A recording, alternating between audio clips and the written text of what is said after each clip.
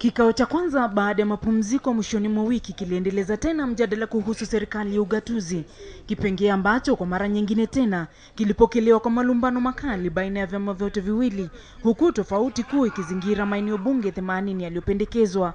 Kwa upande wake chama cha ODM kikapendekeza kupunguzwa kwa viti hivyo hadi viti 50 badala ya 80, huku chama cha PNU kikipendekeza kuongezwa kwa viti hivyo.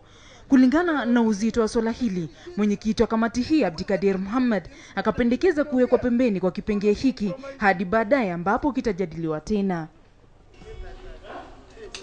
Muda si muda kipengee kuhusu idara ya mahakama kikaanza kujadiliwa, kipengee ambacho kimekuwa kikiibua utata hasa baada ya kielezo patanifu cha katiba kupendekeza kupigwa kalamu kwa majaji wote na wao kulazimika kutafuta upya nafasi za ajira.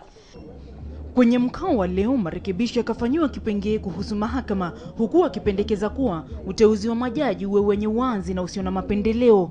Majaji waweze kuchunguzwa na bunge kabla ya uteuzi wao kuidhinishwa na rais, na kwamba majaji wawe na bajeti huru na vile kupewa nguvu za kudhibiti matumizi yao ya kifedha.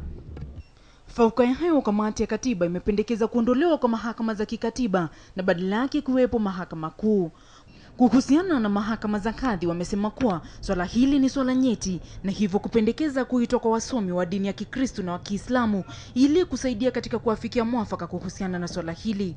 Kwa muda sasa, baadhi ya waumini wa dini ya Kikristo wamekuwa wakipendekeza kutojumuishwa kwa mahakama za kadhi katika katiba. Kando na hayo, wanakamati hao pia waliingilia kipengee kuhusu ardhi na mazingira, ambapo tayari wameafikiana kikamilifu kuhusiana na kipengee hiki, hususan swala la uhifadhi wa mazingira pamoja na kuheshimiwa kwa haki za umiliki wa ardhi. Zubeida Kome, KTN leo.